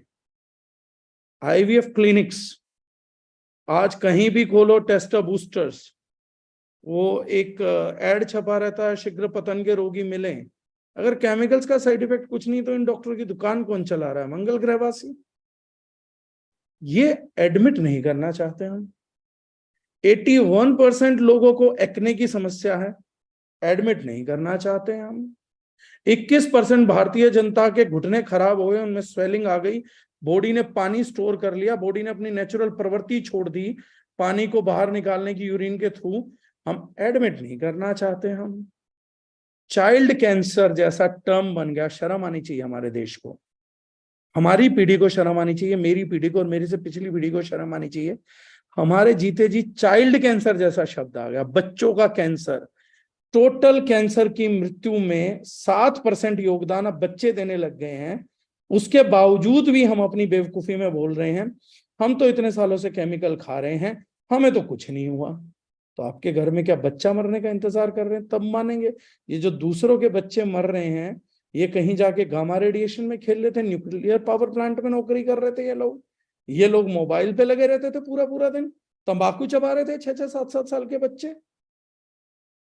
किस चीज से हुआ ये बच्चा पैदा करते ही कैंसर का शिकार हो रहा है। अगर एक केमिकल्स की मार नहीं है, तंबाकू के सिर जड़ दूं इसको। 5G जो बता रहे थे आप लोग कि बहुत पक्षी मर गए थे, झूठ फैला रहे थे, उस 5G को इसका अधिकार दे दूं कि भाई साहब आपका बच्चे को 2-2.5 साल की एज में कैंसर हो गया, 5G रेडिएशन की वजह से हुआ, यह बच्चा दिन रात फोन पे लगा रहता था। किसको देंगे आप ये इल्जाम? चाइल्ड कैंसर की दर, WHO ने इस साल भारतीय सरकार को चेतावनी दी है कि चाइल्ड कैंसर का डॉक्यूमेंट अब से भारत में नया रेडी होगा। हमें यह स्टडी करनी है कि किस ग्रोथ से चाइल्ड कैंसर के रेट बढ़ रहे हैं। जौनपुर से कल एक डॉक्टर साहब में बस्ती में मेरा ट्रेनिंग प्रोग्राम अटेंड कर रहे थे, उन्होंने केसेस दिखाए, चाइल्ड कैंसर के केसेस डेली उनके पास ट्रीट होने के लिए आ रहे हैं। ये किस वजह से? रेडिएशन, तंबाकू, सिगरेट, शराब, जितने कैंसर के कारण आप जानते हो उनमें से एक भी मौजूद नहीं है बोसिन में। लेकिन एक कारण जो भारत सरकार ने कहा था, जिसको दारुजनाइन ने सबसे प्रमुख तौर पे प्रमोट किया है, कि एक गर्भवती महिला की ओरनाल के अंदर, गर्भनाल के अंदर, एम्बिलिकल कॉर्ड के अंदर 232 प्रकार का टॉक्सिक केमिकल मिनिमम पाया जा रहा है। वो एक रीजन जरूर जन्म से जाके कैंसर से जुड़ता है। इसके अलावा जितने रीजन आप कैंसर के जानते हैं, उनमें से एक भी रीजन मुझे चाइल्ड कैंसर पे जोड़ के दिखा दीजिए। उसके बाद भी हमारा जन जागरण नहीं हो रहा कि हम लोगों को केमिकल्स क्यों ड्रॉप करने हैं, ऑर्गेनिक क्यों अपनाना है। उसके बाद भी हम जानना चाहते हैं, सर आइडिया बिहाइंड ऑर्गेनिक क्या है। इस देश में चाइल्ड कैंसर नाम का एक टर्म है, that is the idea behind organic. इस देश में डायबिटीज टाइप 1, जो कि 10 साल की उम्र के बच्चों में 76% से ज्यादा बच्चों में पाई जा रही है, 76% पेशेंट डायबिटीज टाइप 1 का 10 साल से नीचे मिल रहा है, that is the idea behind organic. इस देश में 21 करोड़ लोगों के घुटने खराब हो गए, जिस देश में कभी घुटने की बीमारी नहीं सुनी थी, that is the idea behind chemical free products. इस देश में समृद्ध शहरों में, दिल्ली जैसे शहरों में, आदमी सांस लेने लायक हवा नहीं जुटा पा रहा अपने लिए, that is idea behind organic and chemical free. आज जब न्यूज़पेपर में छपता है कि दिल्ली की कई कॉलोनियों में कल पीने का पानी नहीं आएगा क्योंकि केमिकल, इंडस्ट्रियल केमिकल के कारण अमोनिया का स्तर बढ़ गया यमुना में, that is my idea behind organic and chemical free. आज 72% लोगों को गैस एसिडिटी है, that is my idea behind organic and chemical free. आज 28% जनसंख्या को हार्ट अटैक है, that is my idea behind organic and chemical free. आज एक व्यक्ति को अपने जीवन में ये गारंटी नहीं है कि मैं अगर अपने बच्चे को सही समय पे शादी कर दूं तो मैं अपने पोतों की शक्ल देख पाऊंगा, that is my idea behind organic. आज आपको ये कॉन्फिडेंस नहीं है कि आप 60-65 साल भी पूरा कर लेंगे बिना एक्सीडेंट के, that is my idea behind organic and chemical free. आज कोई व्यक्ति अपनी रिपोर्ट, लैब रिपोर्ट सही नहीं निकाल सकता, that is my idea behind organic and chemical free. आज आप लेबल क्लेम में पिछले 25 सालों से टीवी के एडवर्टाइजमेंट पे देख देख के अपने घर में एक भी ढंग का प्रोडक्ट नहीं खरीद पाए, that is idea behind organic and chemical free.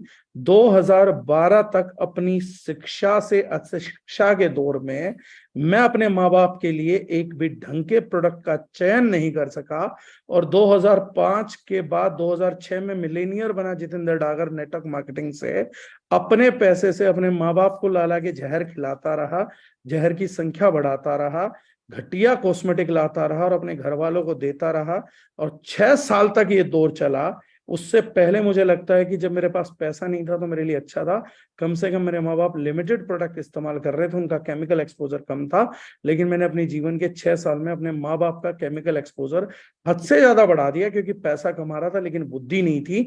That is my idea behind organic and chemical free.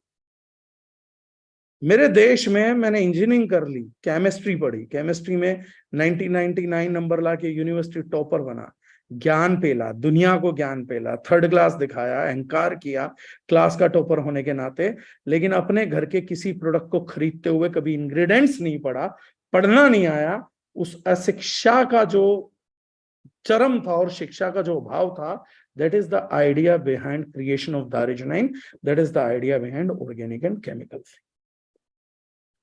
एक बच्चा 12वीं ग्रेजुएशन तक शिक्षा करके आ जाता, अपने परिवार को नहीं बचा सकता, कैसा शिक्षित व्यक्ति है।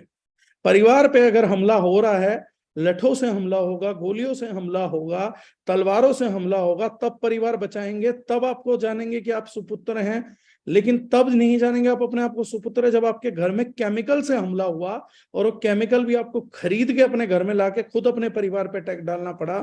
तब हमारी कॉन्शियंस नहीं सो के जागती। तब यह आइडिया आता है कि एजुकेशन का सबसे बड़ा मंच नेटवर्क मार्केटिंग, और अगर एजुकेशन आज सबसे बड़ी जरूरत है तो वो है कंज्यूमर बेस्ड प्रोडक्ट। जब मुझे पता लगा 2012 तक की टीवी इंडस्ट्री ने मुझे ढंग का प्रोडक्ट ही नहीं दिया, मेरे सारे ढंग के प्रोडक्ट को करप्ट करके सबसे घटिया प्रोडक्ट सप्लाई करने के लिए अगर कोई दो मीडियम थे तो वो था इलेक्ट्रॉनिक मीडिया और प्रिंट मीडिया। उस दिन ये आइडिया आता है कि क्यों ना ऑर्गेनिक केमिकल फ्री को नेटवर्क मार्केटिंग मीडिया से सप्लाई किया जाए। जेन्युइन पढ़े लिखे लोगों को जोड़े, लालची लोगों को छोड़े, जेन्युइन पढ़े लिखे लोगों को जोड़ के क्यों ना जन जागृति करी जाए, व्यवसाय, व्यापार और नियत एक साथ लेके आया जाए। ये टेक्निकलिटी देना बहुत आसान है कि कन्वेंशनल प्रोडक्ट ऑर्गेनिक प्रोडक्ट में न्यूट्रिशनल गैप 50% का है।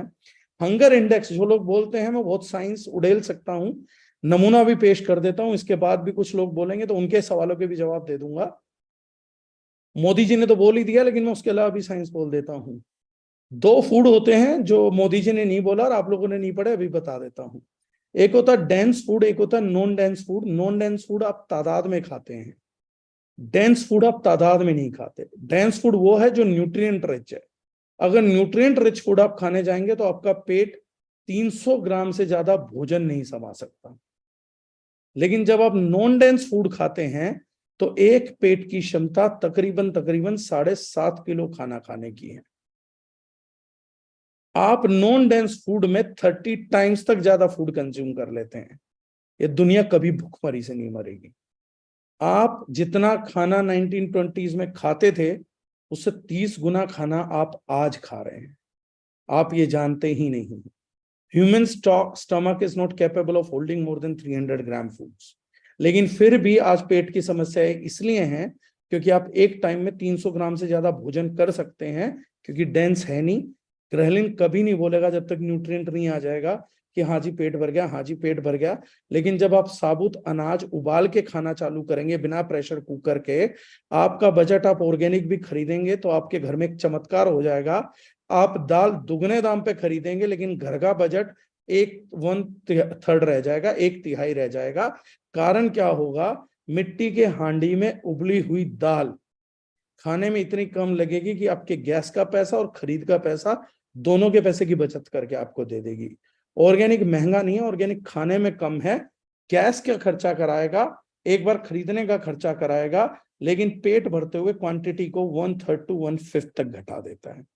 लेकिन हम ये एक्सपेरिमेंट ही नहीं करते। हम एक्सपेरिमेंट करेंगे नया सूट, नया कोट पैंट, नई साड़ी, नया फोन खरीद के एक बार पैसे लगा के देखेंगे, नई वॉशिंग मशीन ले लेंगे, लेकिन एक बार के लिए ऑर्गेनिक फूड को ढंग से ट्राई नहीं करेंगे।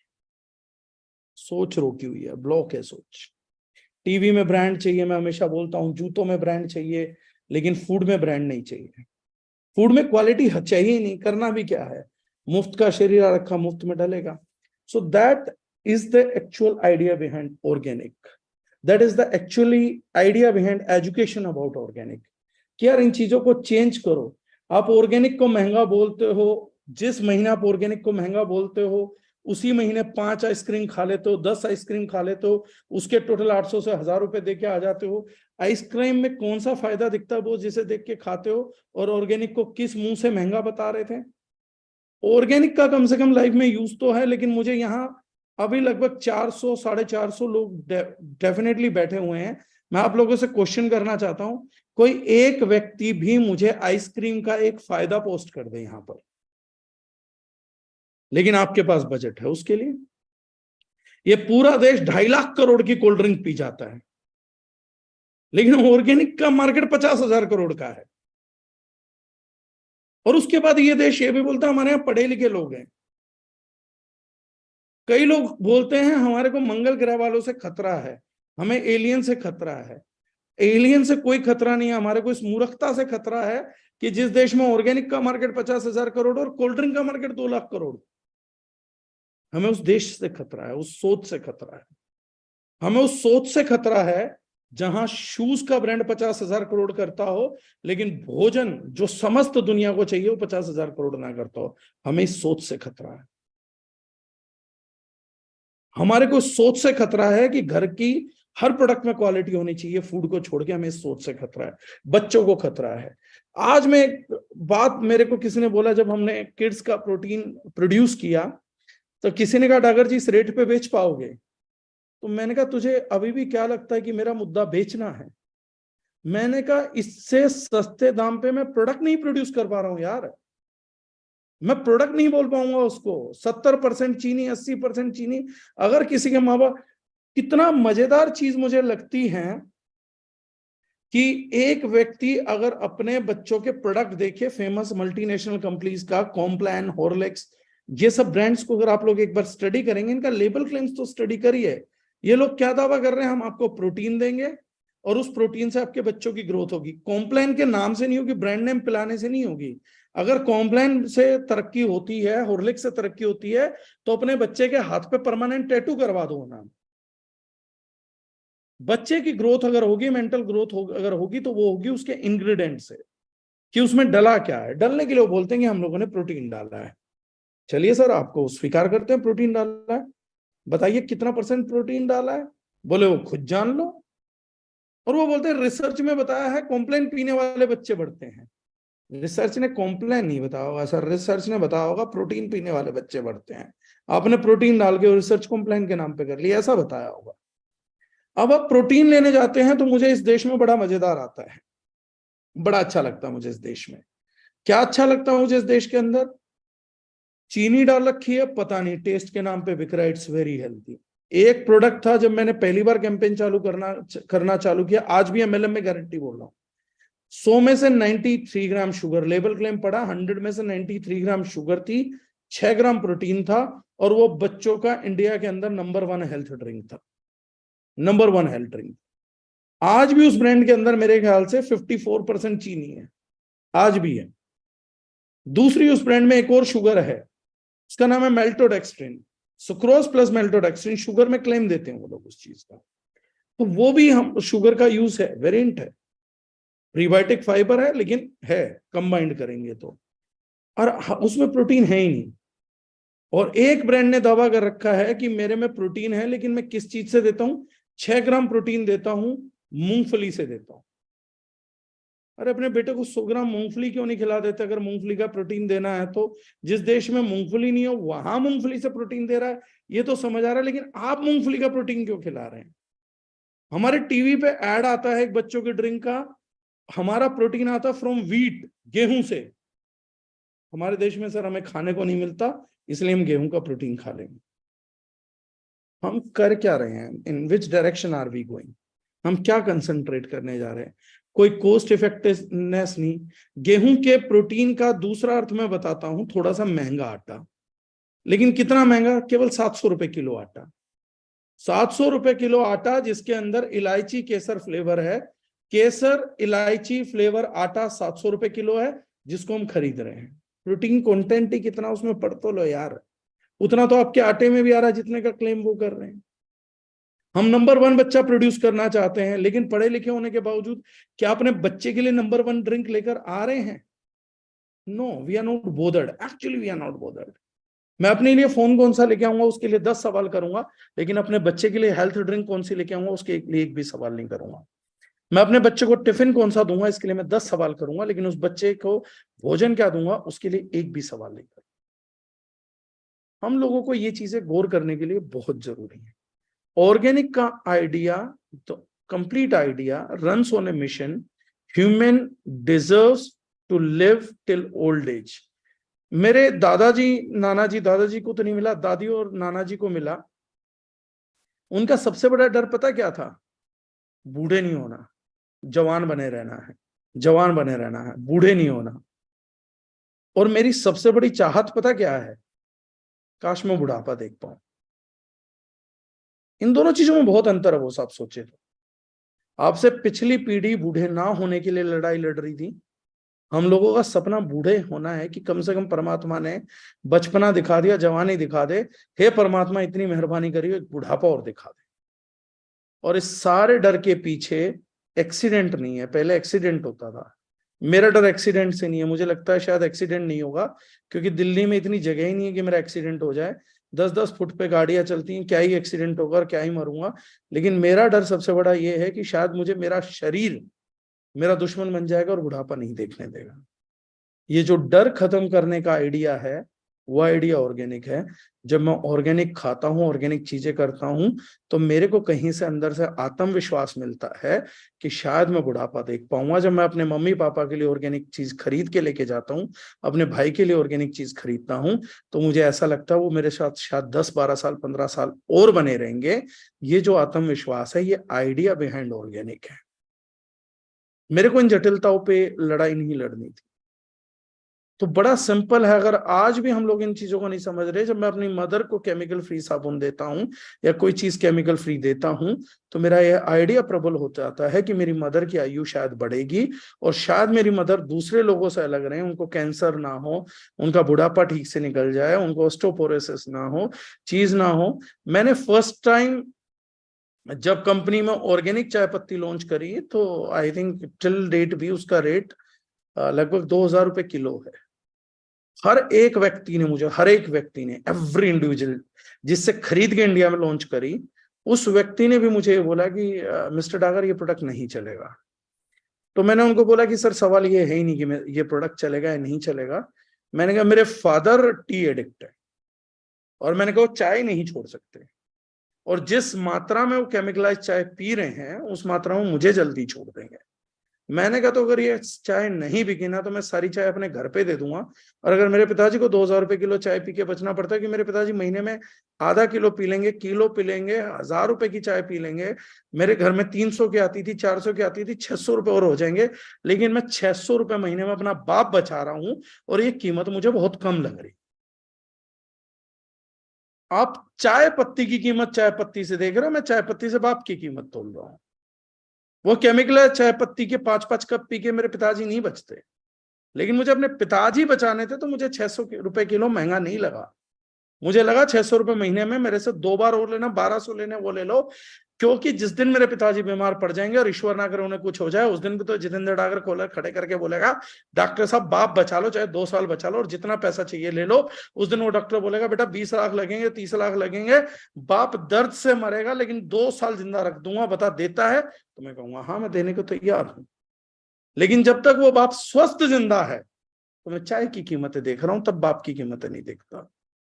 मैंने वो चाय लॉन्च करी और जो प्रोडक्ट मैंने वही कहा, एक बड़ा अच्छा, कल किसी ने मुझे बोला कि सर सबसे बड़ी बात दारुजनाइन में पता पहली बार क्या हुआ लाइफ में? मैंने कहा बताइए। कह रहे नेटवर्क मार्केटिंग करने के लिए ना हमें अलग से बजट रखना पड़ता था, क्योंकि जो प्रोडक्ट घरेलू होते थे वो तो हम यूज ही नहीं करते थे।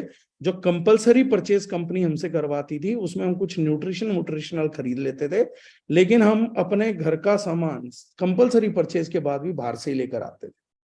बोले पहली बार दारुजनाइन में हो रहा है कि जो प्रोडक्ट यहाँ का है वो यहीं होता है, बल्कि होता है कि बाकी कुछ भी आ जाए तो यहाँ का खरीद ले। पहली बार नेटवर्क मार्केटिंग के 26 साल के इतिहास में होता। वो क्यों हुआ? क्योंकि जब आज मेरे पास देखते हैं तो मैं भी अपना ही प्रोडक्ट यूज करता हूँ, और उसका एक ही रीजन है, वो है मेरा डर। मेरे को दूसरे ब्रांड पे ट्रस्ट नहीं है साहब, इस प्रोडक्ट को हमने बनवाया है, मुझे ट्रस्ट है कि ये ब्रांड मुझे बचा के रखेगा। आज ऑर्गेनिक का कोर आइडिया अगर आप लोग जानना चाहते हैं, तो शायद आप लोगों ने मेरे से टेक्निकल या कुछ और उम्मीद करी होगी। कोर आइडिया है सर आपका परिवार, जिसकी कोई कीमत नहीं है जब तक जीवित हैं, लेकिन जब वो मरने लगेंगे ना सर, जब वो बिखरने लगेंगे, तो आपको उनकी कीमत का एहसास होगा, और उस दिन ऑर्गेनिक आपके लिए कुछ मोड़ के नहीं ला सकता। ऑर्गेनिक एक प्रिवेंटिव साइंस है, एक मेडिकेशन नहीं है। ऑर्गेनिक एक विचारधारा है, मेडिकल क्रांति नहीं है। तो ऑर्गेनिक का आइडिया प्रोस्पेक्ट सीधा आपके परिवार से जुड़ता है। जो आइडिया आप जानना चाह रहे थे, ऑर्गेनिक का दूसरा अर्थ है आपका परिवार। इस दुनिया में लोग मरेंगे नहीं मरेंगे, भुखमरी से बचेंगे नहीं बचेंगे, इन सवालों के जवाब मैंने दे दिए, लेकिन ये सवाल सारे बेबुनियाद हैं। सबसे बड़ा सवाल मैं आज आपके लिए छोड़ रहा हूं अभी, वो ये है, क्या आपका परिवार ऑर्गेनिक डिजर्व करता है, नहीं करता? और अगर करता है तो क्या आप उसकी व्यवस्था के लिए काम कर रहे हैं या नहीं कर रहे? कहीं ऐसा तो नहीं है कि आपका सारा काम करने का प्रयोजन एक अच्छा घर खरीदना हो, एक अच्छी गाड़ी खरीदना हो, एक अच्छा फोन खरीदना हो, लेकिन पता लगे उस अच्छे घर तक परिवार नहीं बचा, उस गाड़ी में रहने के लिए कोई व्यक्ति नहीं बचा, उस फोन को यूज करने के कॉल करने के लिए दूसरा कोई अपना नहीं बचा, या दूसरा चांस हो सकता है कि उस बड़े घर के सुनहरे बेड में एक कैंसर का पेशेंट पड़ा है, जिसको आप अपनी BMW से डॉक्टर के पास कीमोथेरेपी कराने के लिए लेके जाते हैं, और उस महंगे फोन से एक आप ऑन्कोलॉजिस्ट के साथ अपना अपॉइंटमेंट बुक करते हैं। इस सारे विचार के पीछे हमारे अमीर होने के बाद हमारे परिवार का साथ होना जरूरी है। अगर हमारी अमीरी में हमारा परिवार साथ नहीं है तो ऐसी अमीरी कंगाली के बराबर है। पिछले दिनों कोविड में बहुत नेटवर्कर्स निपट गए। मैं बड़ा प्राउडली बोलता हूं कि डायरेक्ट सेलिंग के इतिहास में शायद दर्जनों एकमात्र ऐसी कंपनी रही जहां शायद किसी परिवार ने कोविड से कोई व्यक्ति नहीं खोया, लेकिन एक ऐसे व्यक्ति भी निपटे जिनका 3.5-4 लाख रुपए का चेक किसी दूसरी कंपनी में था। आज उनके परिवार के पास वो चेक तो है, ये नेटवर्क मार्केटिंग की बड़ी बात है, लेकिन वो व्यक्ति नहीं। शायद उस व्यक्ति की इम्यूनिटी इतनी कमजोर ना हुई होती तो बड़ी चीज होती। आज हम लोग इम्यूनिटी बोलते हैं, मैं इसका सरलीकरण करता हूं थोड़ा सा। 90 से 99% बीमारियां जो हमारे शरीर को होती हैं वो डॉक्टर सही थे, जहां से मैंने मुद्दा उठाया था, वो जीवाणुओं और विषाणुओं से होती है। लेकिन ये जीवाणु और विषाणु प्रकृति ने बनाए क्यों? प्रकृति ने बोला कि जब भी कोई व्यक्ति मृत हो जाए, कोई भी ह्यूमन एनिमल टिश्यू डेड हो जाए, जिसमें से प्राण निकल जाए, तुम्हारा काम है उसको खा के निपटा देना, जिसको जनरल भाषा में हम सड़ना बोलते हैं। हमारे शरीर में प्राण बहता है, प्राण रहता है, खून जो है प्राण का प्रवाह करता है, और इसी प्राणिक ऊर्जा के कारण हमारे शरीर के अंग अलग अलग हिस्से में अलग अलग तरीके से जीवित हैं। होल बॉडी जीवित है, इसके अंदर अंग जीवित हैं। अब लेटेस्ट हमें पता लग गया कि मान लीजिए किसी को पेनक्रियाटाइटिस है, पेनक्रियास का कैंसर है, तो उसका अंग मर चुका है, पेनक्रियास मर चुकी है। किसी एक व्यक्ति को लंग कैंसर है तो उसका एक लंग मर चुका, डॉक्टर काट के निकाल देता है। किसी को यूट्रस कैंसर है तो यूट्रस मर चुका, लंग निकाल देता है। एंड एक हैवी बैक्टीरियल ग्रोथ को ही कैंसर का दूसरा रूप बोला जाता है। ये बैड बैक्टीरिया उस एरिया में क्यों एक्टिवेट हुए, इन्होंने उसी एरिया को टेरिटराइज क्यों किया? The reason behind that is उस एरिया में प्राण ऊर्जा नहीं बची थी, या मैं कहूं इम्यूनिटी नहीं बचा था।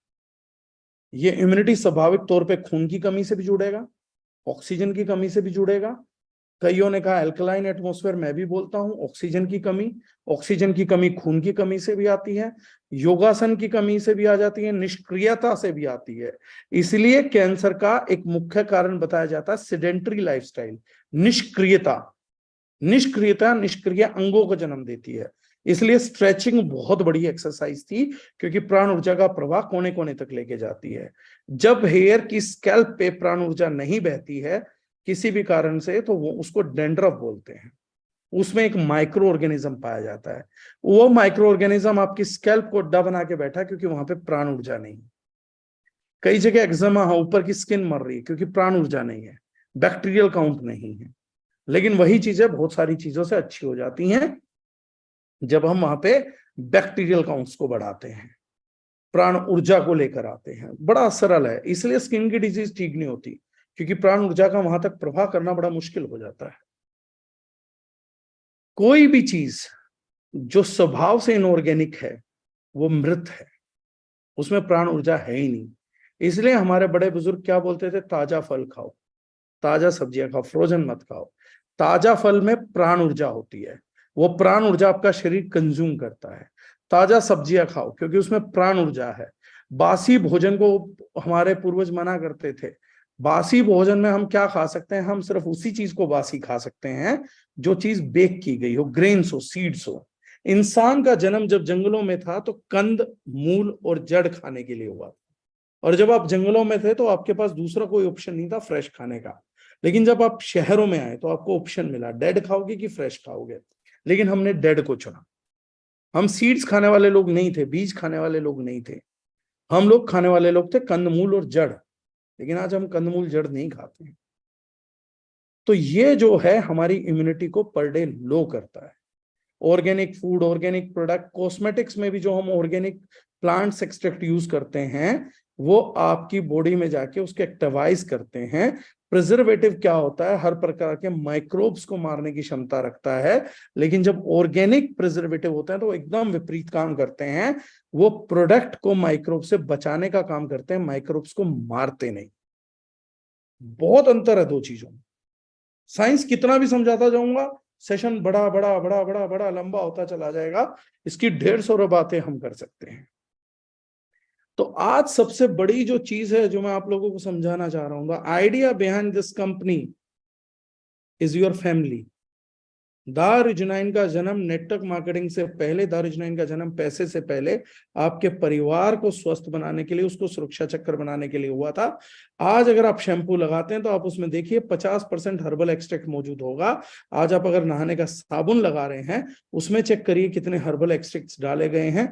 The whole idea behind that is हर अंग पे जिसपे हमारी जो भी चीज इस्तेमाल हो उसमें भरपूर प्राणिक ऊर्जा का प्रवाह होना चाहिए। आज लोगों ने बोला दारुजनाइन जैसे रिजल्ट कहीं नहीं है, दारुजनाइन जैसा रिजल्ट आएगा भी नहीं। बहुत सोची समझी बारीकी से R&D करके हम लोगों ने प्रोडक्ट्स बनाए हैं। इस जैसा रिजल्ट इंग्रेडिएंट के यूज से नहीं आता। आप एलोवेरा भी डाल लीजिए, नीम भी डाल लीजिए, सब कुछ डाल लीजिए, लेकिन फिर उसको प्रिजर्व करने के लिए या उसके एंटीबायोटिक गुण के लिए आप उसमें थोड़ा सा ट्राइक्लोसन मिला दीजिए, आपके प्रोडक्ट की प्रवृत्ति बदल गई। जैसे मैंने किसी एक व्यक्ति को बोला था, उन्होंने मेरे को जनरलाइज एग्जांपल किया, एग्जांपल बुरा है। मैंने कहा एक व्यक्ति पनीर की सब्जियां लेके आया, शाही पनीर लेके आया और 2 कटोरी में उड़ेला। एक कटोरी साफ सुथरी धुली हुई थी, दूसरी जो कटोरी थी उसमें थोड़ा सा गोबर था। उसने दोनों कटोरियों में बराबर मात्रा सब्जी की उड़ेल दी। अब पहली कटोरी में अगर हम देखें तो उसमें पनीर की सब्जी, दूसरी कटोरी में अगर हम देखेंगे तो वो गोबर है, वो सब्जी नहीं है, कि उसमें मात्र थोड़ा सा गोबर। एक थोड़ा सा गोबर अगर पूरे प्रोडक्ट को इनएडेबल या नॉन ईटेबल बना सकता है, तो इसी प्रकार से एक बड़ी फॉर्मुलेशन में एक छोटा सा यूज किया हुआ गलत तत्व पूरे प्रोडक्ट को भी गोबर बना सकता है, इनऑर्गेनिक बना सकता है, प्राणिक ऊर्जा को खींचने वाला बना सकता है। आज ऑर्गेनिक का मुद्दा चला ही है तो मैं GIT को भी एक ऑर्गेनिक प्रोडक्ट बताता हूं आप लोग कैसे है। उसमें हालांकि हमने ऑर्गेनिक हर्ब्स यूज नहीं करते, वाइल्ड हर्ब्स यूज करते हैं। वाइल्ड हर्बन्स बाय नेचर ऑर्गेनिक होती है। लेकिन आज एक चीज बताता हूं, आप लोग सुन के बड़ा अच्छा लगेगा। रोग क्यों फैल रहे हैं? हमारा जो पानी था उसकी केमिस्ट्री थोड़ा सा समझ लीजिए, आपको GIT का भी महत्व समझ आएगा, और गर्मियां चल रही मिट्टी के घड़े का भी महत्व समझ आएगा, उससे बने भोजन का भी महत्व समझ आएगा, और इस कंपनी का होलसेल विजन भी समझ आएगा। बहुत सारी चीजें, बहुत सारे रिजल्ट बहुत सारी चीजों से कनेक्टेड है। Organic is not about only products, organic is all about talk we are doing. अगर हम प्रोडक्ट से हटके अपने सब्जेक्ट पे बात कर रहे हैं, ये भी बहुत बड़ी चीज है। That is one of the organic culture we wish to bring. पानी को H2O में हाइड्रोजन ऑक्सीजन के साथ हाइड्रोजन डाइऑक्साइड की फॉर्म में बनाया गया, जो आयन एक्सचेंज में काम करता है। और इस पानी की एक भूख है जिसको तृप्त करने के लिए पानी को मिट्टी से जोड़ा गया, और अपनी भूख मिटाने के लिए पानी वाटर से मिनरल्स लेता है। जब मिनरल्स मिलते हैं तो मिनरल्स का चार्ज जो पानी में ज्यादातर पाए जाते हैं Ca2+, Mg2+, मैग्नीशियम 2+, पोटेशियम 2+, ये बहुत ज्यादा मिनरल्स पाए जाते थे, जिसका काम था पानी की भूख को तृप्त करना। पानी के पास भी अपनी एक भूख है, क्योंकि केमिस्ट्री जिन लोगों ने पढ़ी है वो जानते होंगे हर एक चीज इनर्ट होना चाहती है। हिंदी में क्या है मैं नहीं जानता, क्योंकि मैं उस समय तक हिंदी से इंग्लिश मीडियम में शिफ्ट हुआ था। हर एक गैस जो चार्ज है, जिसके पास वैलेंसी, वो इनर्ट होना चाहती है।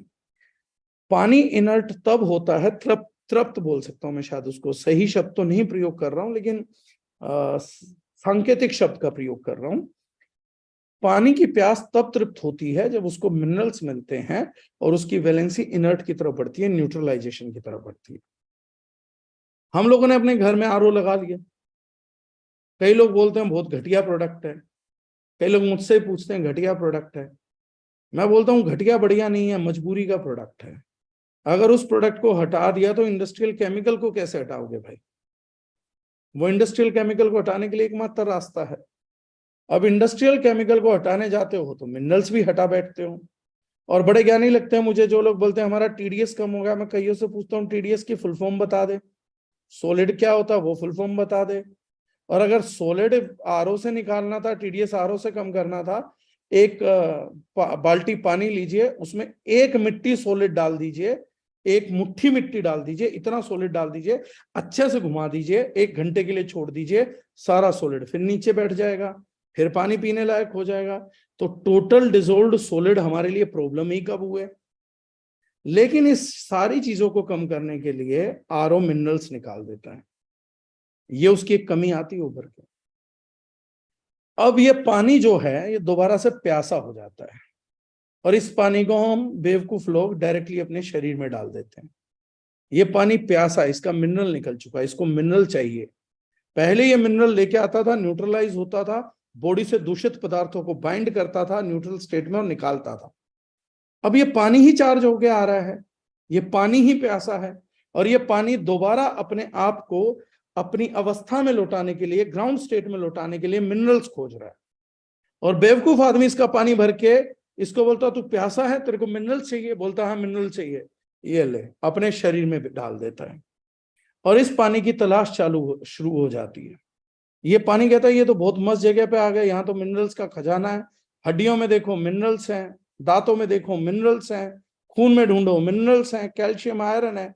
धीरे धीरे धीरे धीरे ये पानी हम पीते हैं, हमारा डाइजेशन कमजोर हो जाता है, क्योंकि सबसे पहले मिनरल्स ही हाथों से अवशोषित करता है, धीरे धीरे हड्डियां अवशोषित हो जाती है, और हम बेवकूफ समझते हैं कि सिर्फ चीनी और कोल्ड ड्रिंक से ही हड्डियों का नुकसान हो रहा है। एक बेसिक आरओ का पानी भी हमारा सत्यानाश कर देता है। मिट्टी का घड़ा क्यों इंपॉर्टेंट था? क्योंकि जब मिट्टी के घड़े में आप डालते हैं तो मिट्टी का घड़ा सबसे पहले पानी की भूख मिटाता कि बता कितने मिनरल्स चाहिए, ये ले और ले, क्योंकि मिट्टी है ही केवल मिनरल्स, और कुछ है ही नहीं। सभी प्रकार का मिनरल्स लेके मिट्टी बनी है, मिनरल्स उसकी भूख मिटाते हैं, और कितना चाहिए बताओ, और कितना चाहिए बताओ, और कितना चाहिए बताओ, बताते जाते हैं। एक रात को मिट्टी का घड़ा डाला जाता है तो सुबह उस पानी का पीएच चेंज हो जाता है कंप्लीटली।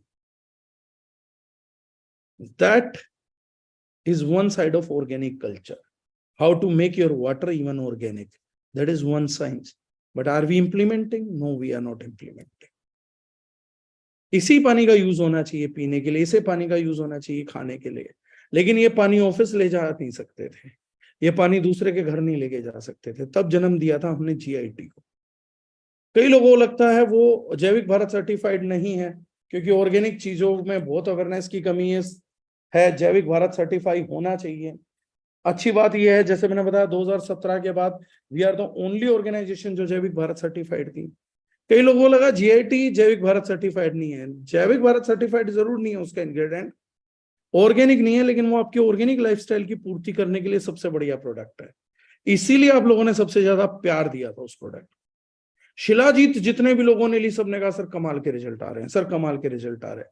जानते क्यों रिजल्ट आ रहे हैं? क्योंकि आपका वाटर दिन भर में जितने मिनरल्स लेता है वो शिलाजीत का कैप्सूल आपके शरीर को वापसी लौटा रहा है। आधा तो उसी की ऊर्जा से आप जा रहे हैं। ये छोटे छोटे छोटे छोटे स्टेप से जो हम एजुकेशन से हल करना चाह रहे हैं। जो दारुजनाइन का आइडिया था वो 2 चीजों का क्लब है, प्रोडक्ट्स प्लस एजुकेशन, जन जागरण। हमारे को लोगों को जा जाके जगाना पड़ेगा, लोग समझते नहीं है, समझाना पड़ेगा, एक एक आदमी को कनेक्ट करना पड़ेगा। उनके सवाल हैं, लेकिन हम गुनहगार नहीं है। हम लोगों में से ज्यादातर लोग ये बोलते हैं लोगों को समझाए कौन? देखिए, जिसको विश्व पटल पे बड़ा नेता बनना, वो लोगों को समझाता है। गांधी जी ने आजादी समझाई, भगत सिंह ने फांसी पे चढ़ के आजादी की कीमत समझाई। आज तक समझाने के लिए नेता वही बना है जिसने चीजों को समझाने के लिए जोर दिया। आज हम लोगों की जिम्मेदारी ये है कि अपना परिवार बचाएं, अपने परिवार के अलावा लोगों का परिवार बचाएं। ऑर्गेनिक की मूल जनधारणा सिर्फ एक ऐसे व्यवसाय का निर्माण करना है जिस व्यवसाय की नींव इस दुनिया को बचाना हो।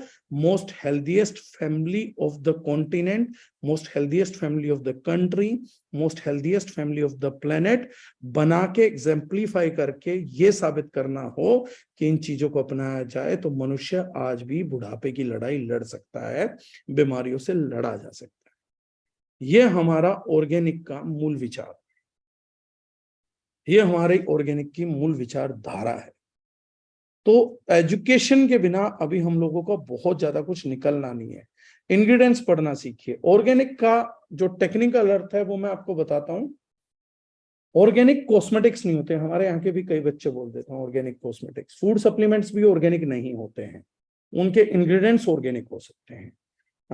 कॉस्मेटिक्स भी ऑर्गेनिक नहीं होते हैं, उनके इंग्रेडिएंट्स 100% सर्टिफाइड ऑर्गेनिक हो सकते हैं। लेकिन जो फूड आइटम्स होते हैं वो 100% ऑर्गेनिक होते हैं। लेकिन उसके लिए भारत सरकार ने, मैं फिर दोबारा दिखा रहा हूं, जैविक भारत, इस स्टैम्प को ढूंढना चालू करिए, ये सबसे ज्यादा जरूरी है। यहाँ पे आप लोगों को दिखेगा जैविक भारत, जैविक भारत। भारत सरकार ने एक्ट लाके 2018 में संस्था बनाई थी जिसका काम है उन कंपनीज पे लगाम कसना जो जैविक भारत के दौरान अपने प्रोडक्ट्स को ऑर्गेनिक कह के प्रमोट करती हो। और आप लोगों का खरीदना इस स्टैम्प के बाद जरूरी क्यों है? क्योंकि गवर्नमेंट किसी भी ऐसे प्रोडक्ट को जो ऑर्गेनिक बोल रहा है जैविक भारत सर्टिफाइड नहीं है, उसको गवर्नमेंट चेक नहीं करती है उसके ऑर्गेनिक होने के पीछे। भारत सरकार केवल उन्हीं कंपनीज पे एक्शन लेती है जो जैविक भारत के अंतर्गत हैं, उन्हीं को फोर्स करती है कि आपका प्रोडक्ट में कोई एडल्ट्रेशन नहीं होनी चाहिए। दूसरी कंपनियों पे एक्शन होता है, लेकिन जो जैविक भारत सर्टिफाइड ही नहीं है, एक्चुअली में वो प्रोडक्ट ऑर्गेनिक ही नहीं है। ये जैविक भारत का है 100% क्लेम, लेकिन ये होता है 100% फूड आइटम्स के अंदर। दूसरा, इंग्रेडिएंट्स पढ़ने का जरूर डालिए। अभी मैं एक बड़ी सीरीज लेके आ रहा हूं जिसमें जो अब तक हमने काम रोक के रखा था, अब आप लोग जितने ज्यादा गेस्ट हो सकते हैं इनवाइट करिएगा। हम एक बड़ी सीरीज लेके आ रहे हैं, KYP series, know your products. अब हम सिर्फ आप लोगों को ये नहीं बताने वाले हैं कि दिस इज केमिकल और केमिकल फ्री। अब वो दारुजनाइन का महान मिशन स्टार्ट हो रहा है जिसके लिए हम लोगों ने जन्म लिया था। इस बार व्यवसाय भी बड़ा करना है, जन जागरण भी बड़ा करना है। अब आपको एक एक प्रोडक्ट पे कौन कौन सा केमिकल होता है, उन केमिकल्स के क्या क्या नाम होते हैं, किस किस स्टडीज में उन केमिकल्स का क्या क्या दुष्प्रभाव पाया गया है, किस किस कंट्रीज में किस किस रीजन की वजह से बैन हो चुके हैं, इस सब का सबसे बड़ा भारत में अभियान दारुजनाइन लॉन्च करने जा रही है। इस महीने से ही हम पोल खोल मिशन चालू कर रहे हैं। मुझे एक लंबे समय से इंतजार था कि हिंदुस्तान की महानतम से महानतम कॉपी करने वाली कंपनियां एक बार अपने आप को ऑर्गेनिक और केमिकल फ्री कहना चालू कर दें, क्योंकि जब हम अपने आप को ऑर्गेनिक और केमिकल फ्री कह रहे थे तब वो हमें झूठा कह रहे थे। अब वो भी उसी कैटेगरी में है जहां हम लाना चाहते थे। अब वो बंधुवर ऑर्गेनिक और केमिकल फ्री की कैटेगरी में आ गए। अब उन्होंने ये मान लिया होना तो पड़ेगा। जब होना तो पड़ेगा कौन है, अब हमारा पोल खोल कार्यक्रम चालू होगा। अब उन्हें पता लगेगा कि यहाँ नहीं आना था, organic and chemical free Lal button है, नहीं दबाना चाहिए था, क्योंकि ये मजबूत खिलाड़ी है, यहाँ हम बहुत पिटाई करेंगे। तो अब पोल खोल मिशन हम चालू कर रहे हैं। अब नेक्स्ट लेवल का एजुकेशन आएगा, रेफरेंसेस आएंगी। अब जो इंडस्ट्री ने नहीं देखा था, क्लिनिकल स्टडी एक्शन में आएंगी, अब रेगुलेटरी बॉडीज एक्शन में आएंगी।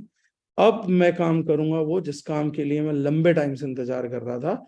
हिंदुस्तान के बच्चे बच्चे को प्रोडक्ट पढ़ना सिखाऊंगा, प्रोडक्ट के रेट निकालना सिखाएंगे। अब ये सिखाएंगे कि कैसे ऑर्गेनिक होता है, कैसे ऑर्गेनिक नहीं होता है, किस प्रोडक्ट में कौन सा इंग्रेडिएंट क्या होता है।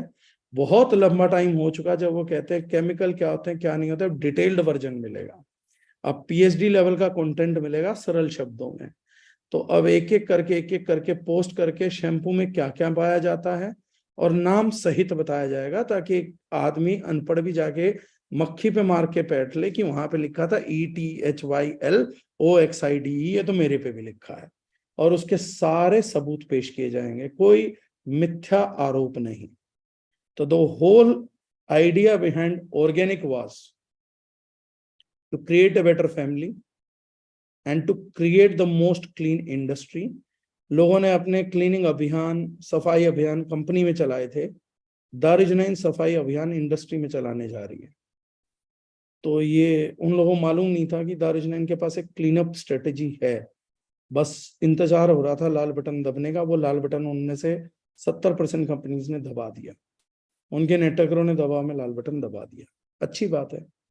तो अब हम हिंदुस्तान के लिए जो हमसे जुड़े हैं, जो जुड़ना चाहेंगे, जो नहीं जुड़े हैं, आप मैक्सिमम लोगों को इनवाइट करिए सेशन में, सिर्फ ये जानने के लिए कि आपके घर में वो प्रोडक्ट तो नहीं है। और अब इस लाइन में पूरा इलेक्ट्रॉनिक मीडिया भी फंसेगा, प्रिंट मीडिया भी फंसेगा, बड़े सेलिब्रिटीज भी फंसेंगे जो प्रोडक्ट्स को गलत इस्तेमाल कर रहे हैं। अब एक एक लेबल क्लेम की एक एक कलाई खुलेगी, चाहे वो न्यूट्रास्यूटिकल्स हो, चाहे वो कॉस्मेटिक प्रोडक्ट हो, चाहे वो ईट आउट प्रोडक्ट हो।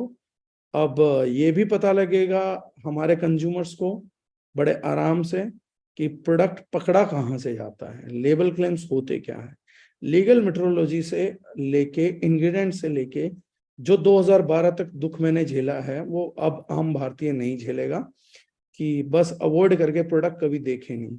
आज से 6 महीने के अंदर इसी KYP प्रोग्राम के चलने के बाद दार्जिलिंग के व्यक्ति जहां भी खड़ा होगा एक एक प्रोडक्ट का डाइसेक्शन कर देगा।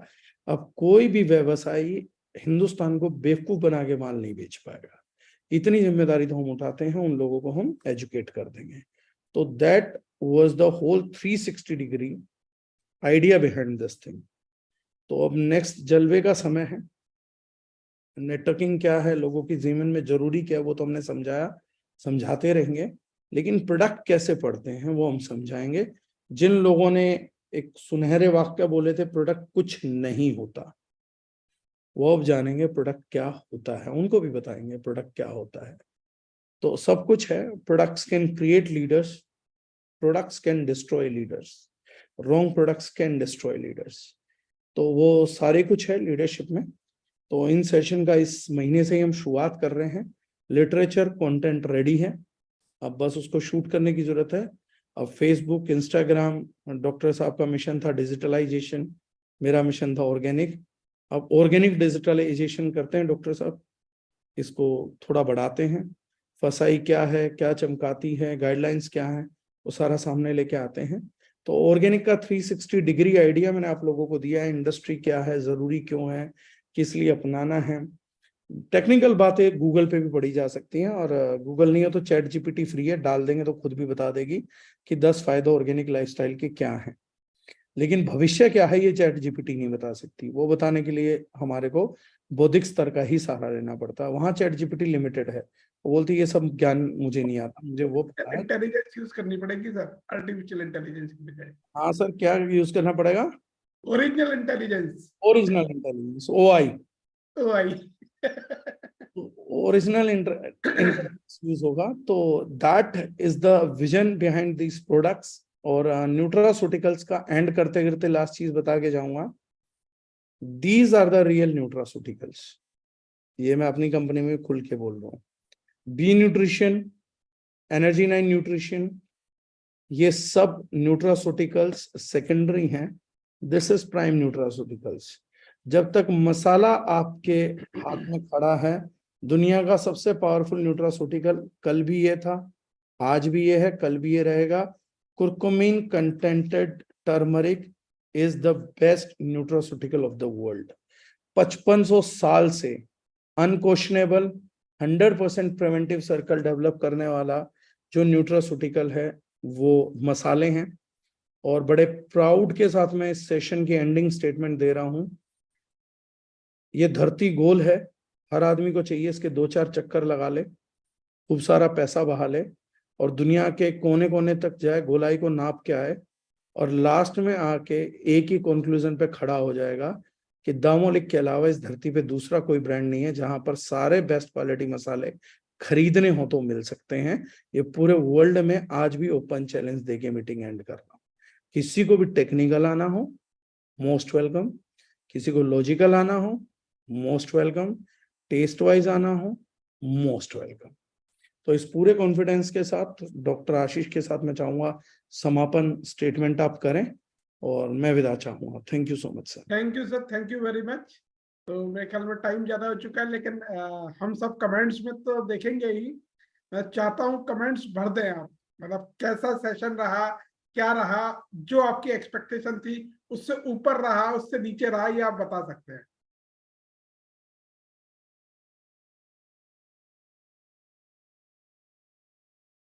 मैं देख रहा हूँ लगातार कमेंट सेक्शन भर गया है पूरा। आप एवरीवन में कर सकते हैं, ज्यादातर मुझे डायरेक्ट मैसेजेस आ रहे हैं, तो मैं चाहूंगा कि आप मैसेज टू एवरीवन कर सकते हैं।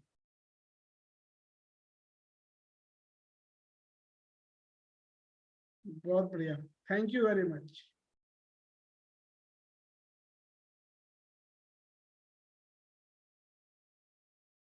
तो दोस्तों कल मिलते हैं, कल 9 बजे फिर से, क्योंकि आज समय काफी ज्यादा हो चुका है और आज पूरी भीड़ रही है। कल 9 बजे फिर एक शानदार सेशन होने जा रहा है। मैं आपको विश्वास दिलाता हूँ कल का सेशन भी एक बहुत शानदार सेशन होने जा रहा है। नमस्कार, धन्यवाद आप सभी का।